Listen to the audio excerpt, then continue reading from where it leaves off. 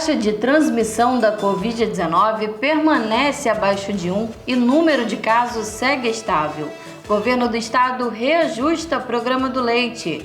Rio Grande do Norte é o segundo colocado no ranking de mortes de jovens. Em entrevista com o cientista político Bosco Araújo, falamos sobre os novos programas do governo federal e o teto de gastos. E o multi-instrumentista Sérgio Groove lança novo álbum em live. Hoje é sexta-feira, 28 de agosto de 2020. O TVU Notícias está no ar.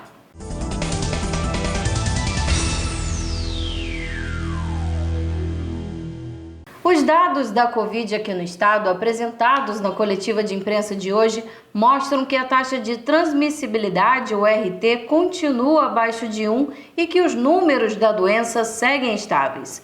Outra estratégia elaborada pela Secretaria será a testagem de 150 mil pessoas nas próximas semanas.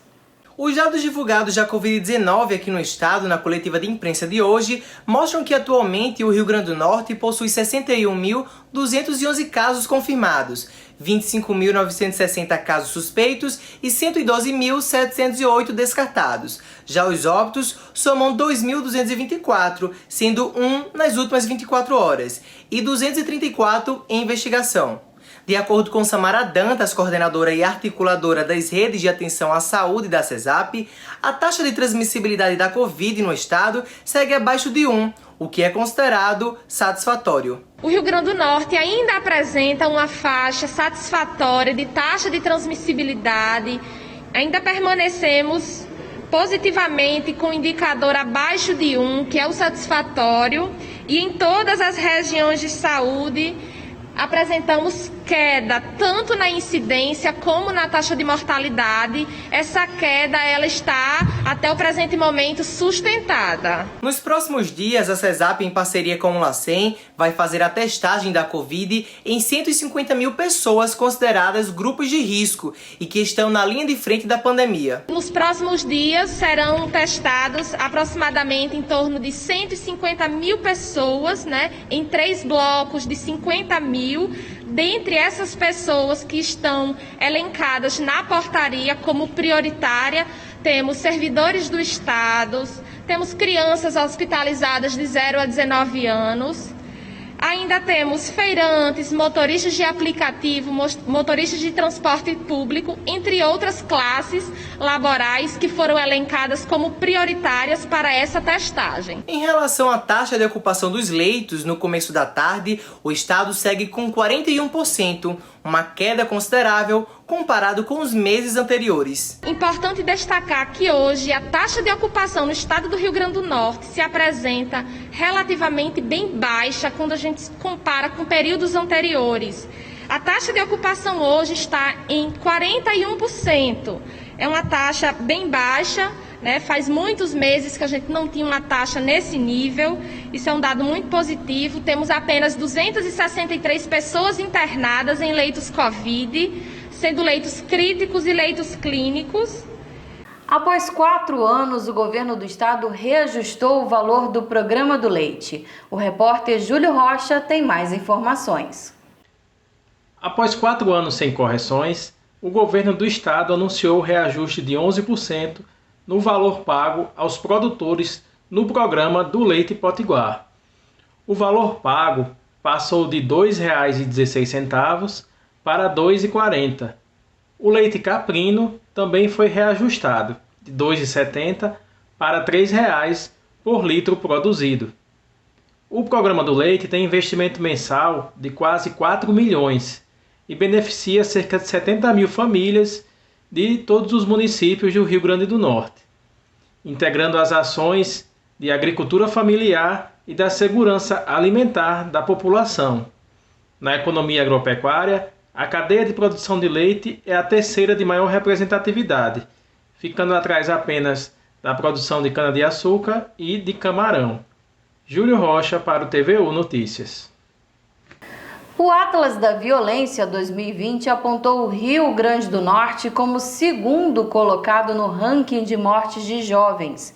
Negros do sexo masculino são as principais vítimas.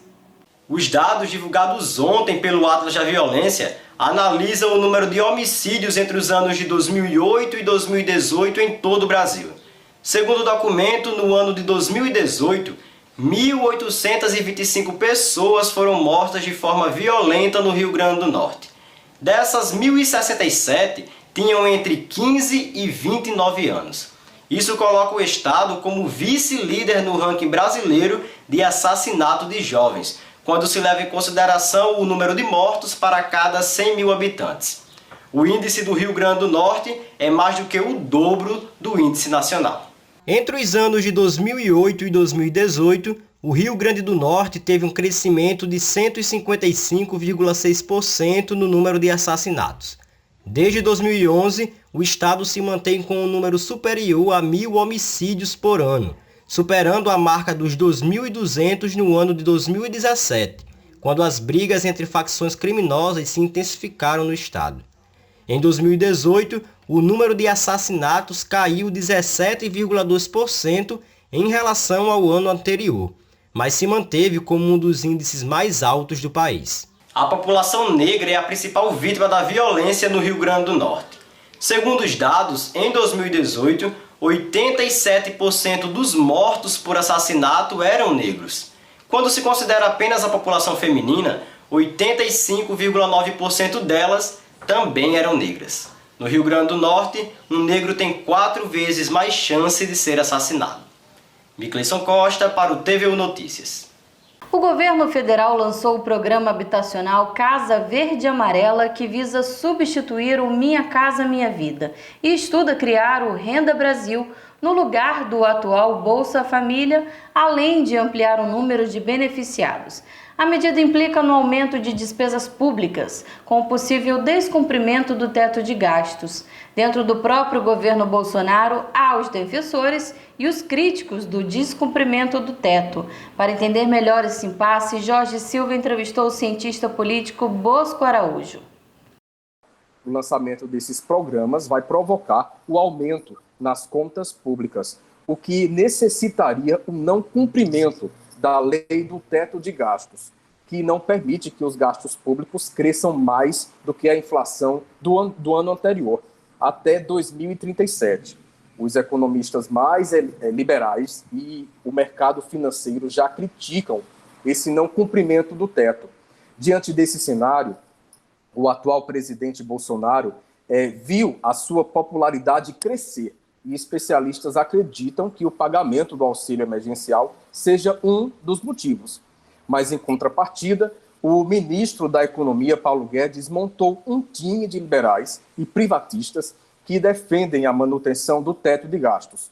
Outros ministros como o da Infraestrutura, Tarcísio de Freitas, e o do Desenvolvimento Regional, Rogério Marinho, querem a flexibilização do teto. Para ajudarmos a entender melhor esse impasse, vamos entrevistar hoje o cientista político e professor da UFRN, Bosco Araújo, especialista em políticas públicas. Bem-vindo ao TVU Notícias, professor. Boa tarde. Professor, uma pesquisa mostra que, sem o auxílio emergencial, a população mais necessitada estaria muito mais vulnerável durante a pandemia. Para você, essa necessidade facilitou o debate de uma renda básica futuramente? Primeiro, obrigado pelo convite, né? Olha, eu acho que em termos poderia facilitar, né? O Amartya Sen disse que a democracia se caracteriza pelo debate racional público. Mas esse debate sobre a renda mínima no Brasil, ele é interditado por 1% que tem 30% da renda do Brasil, que realmente, efetivamente, manda no Brasil, né? A grande mídia, a mídia, que é quem tem um papel fundamental na democracia para fazer o debate público, termina não fazendo de forma que deveria ser feito, ele aparece de forma um pouco marginal, não com a importância que ele tem, para um país que a maioria da população, as que estão com algum tipo de trabalho, é precarizado, né? É por isso, inclusive, que não houve uma explosão, digamos assim, de descontentamento com essa brutal reforma da Previdência que foi feita e a reforma trabalhista. Por quê? Porque a maioria dos trabalhadores são trabalhos formais. Mas, na minha avaliação, e não só minha, esse debate ainda é muito truncado, ele não é feito com a seriedade e com a necessidade que ele tem que ser feito. Professor, é possível afirmar que o auxílio emergencial aumentou a popularidade de Bolsonaro? É possível, sim, é claro, as pesquisas mostram claramente isso, e é compreensível. R$ 600 para uma família de 6 pessoas que não tem nada, e não tem nada, é nada. As pessoas estão passando fome. É amanhecer o dia, passar a manhã, à tarde, chegar à noite, e não ter nada, não ter um pão, um café para dar para seus filhos. Óbvio que se você tem R$ 600, ele não vai querer locubrar a verdade de que foi o Congresso, que na verdade o governo não era a favor disso, e queria R$ 200, né? Como agora, ele não quer a renda a tal da Renda Brasil, ele está propondo R$ 300, e mesmo assim, o time da economia do Paulo Guedes não quer. Junto com a história da renda mínima, tem se discutido é isso. Você ganha 1 milhão de dividendo, você não paga, é 0 de imposto. Se você tem um carro popular bem velho, você paga IPVA. Se você tem um avião, você não paga nada. Essa discussão é interditada no Brasil por esse 1% que tem poder. Essa é a questão central do Brasil. E isso nem o Paulo Guedes, nem Bolsonaro toca. O presidente Bolsonaro se elegeu com um discurso liberal na economia e agora vem com propostas que implementa mais gastos públicos, né? Após críticas dos presidentes da Câmara e do Senado e do ministro da Economia, ele disse que vai manter o teto. Na sua opinião, é possível conciliar esses dois grupos e, ao mesmo tempo, executar esses programas? Não, não é. Não é porque não existe almoço grátis, né? As coisas têm custo. E o Estado, quem produz riqueza é o trabalho, né? É o trabalhador, são os grupos empresariais, o trabalho do trabalhador, evidentemente, né? Essa pandemia foi uma aula nisso. Se você tiver insumo, maquinário, etc., mas não tiver a força do trabalho, não funciona. Aliás, essa pandemia foi uma aula de sociologia do trabalho, nesse sentido, né? Não funciona.